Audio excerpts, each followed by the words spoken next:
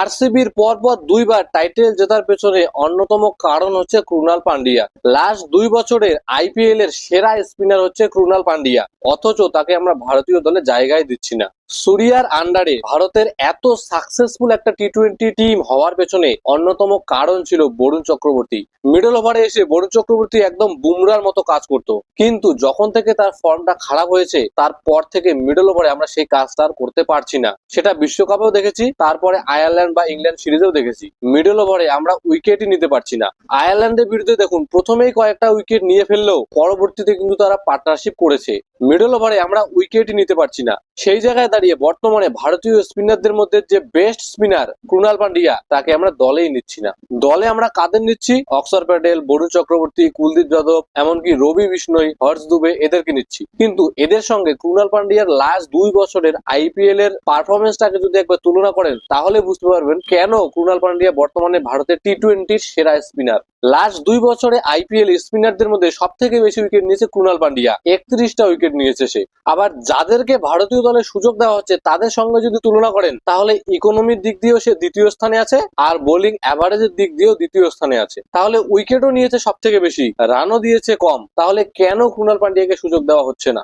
আর এই রেকর্ড দেখে ক্রুনাল পান্ডিয়ার অ্যাকচুয়াল অবদানটা কিন্তু বোঝা যাচ্ছে না। তার অ্যাকচুয়াল ইম্প্যাক্টটা এই রেকর্ডের থেকে আরো অনেক বেশি। কারণ এমন অনেক ম্যাচ গেছে যেখানে বাকি সমস্ত বোলাররা 11-12 রান রেটে রান দিয়েছে, ক্রুনাল পান্ডিয়া সেখানে কোনো উইকেট না পেলেও 4 ওভারে দিয়েছেন 25 রান, 26 রান। তার সেই স্পেলটাই ম্যাচের পার্থক্য করে দিয়েছে। এই জিনিসগুলো কিন্তু রেকর্ডে দেখে বোঝা সম্ভব না। অনেক ম্যাচ আরসিবি কে সে ডেথ ওভারে বল করেও জিতিয়েছে। ডেথ ওভার স্পেশালিস্ট হিসেবে উঠে আসছে ক্রুনাল পান্ডিয়া। আবার অনেক ম্যাচে সে গুরুত্বপূর্ণ রানও করেছে, গুরুত্বপূর্ণ পার্টনারশিপও করেছে। তাহলে দেখুন, ক্রুনাল পান্ডিয়া উইকেটও নিচ্ছে, রানও দিচ্ছে না, আবার ডেথ ওভারে বোলিং এর অপশনও দিচ্ছে, মিডল ওভারেও বল করতে পারে, প্লাস সে একজন ভালো ফিল্ডারও, ব্যাট হাতেও অবদান রাখতে পারে। আবার আরসিবি কে টাইটেলও জিতিয়েছে। টাইটেল জেতার অভিজ্ঞতা ক্রুনাল পান্ডিয়ার আছে। তাহলে কেন তাকে সুযোগ দেওয়া হবে না? এর পিছনে একটা কারণ হিসেবে অনেকে ভাবতে পারে যে অক্সর প্যাটেলের সঙ্গে তার রোলের সিমিলারিটি। দুজনেই একই টাইপের স্পিনার, দুজনেই বোলিং অলরাউন্ডার, দুজনেই ব্যাট হাতে অবদান রাখতে পারে। কিন্তু সিমিলার রোল হলে তাতে অসুবিধা কোথায়? একদিকে যদি অক্সর প্যাটেল থাকে আর অন্যদিকে আপনি কুলদীপ, বরুণ বা রবি বিষ্ণু যাদেরকেই খেলান না কেন, তাদের তুলনায় যদি ক্রুনাল পান্ডিয়া আমাদের বেটার রেজাল্ট দিতে পারে, যদি বেশি উইকেট নিতে পারে, যদি রান কম খরচ করে, তাহলে অক্সর প্যাটেলের সঙ্গে তাকে রাখার তো কোনো অসুবিধা নেই। প্লাস দুজন স্পিনারই যদি আমাদের ব্যাট হাতেও অবদান রাখতে পারে, তাহলে তো সেটা এক্সট্রা প্লাস পয়েন্ট। তাই রোল সিমিলারিটির কারণটা কোনো কারণই না। হ্যাঁ, সব থেকে মেইন যেটা কারণ, সেটা আমার মনে হয় তার বয়সটা। তার বয়স অলরেডি 35।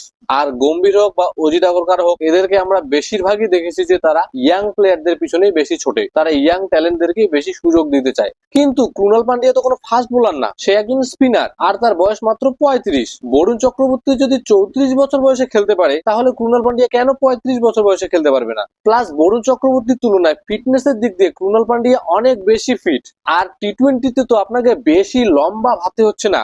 2 বছর পর পরই ওয়ার্ল্ড কাপ আসে। একদম লং টার্ম প্ল্যান করা তো দরকার নেই, 2 বছরের করে প্ল্যান করুন। তাহলে বিশ্বকাপের সময় তার বয়স কত হবে? 37 বছর বয়সে একজন স্পিনার তো খেলতেই পারে ভারতের হয়ে। যদি সে ফিট থাকে, পারফর্ম করে, তাহলে অবশ্যই খেলতে পারে সে। তাই ভারতের মিডল ওভারে বোলিং এর সমস্যাটা মেটানোর জন্য ক্রুনাল পান্ডিয়াকে আমাদের দলে নিতেই হবে। কারণ এই মুহূর্তে দাঁড়িয়ে টি-20তে ক্রুনাল পান্ডিয়া আমাদের বেস্ট স্পিনার।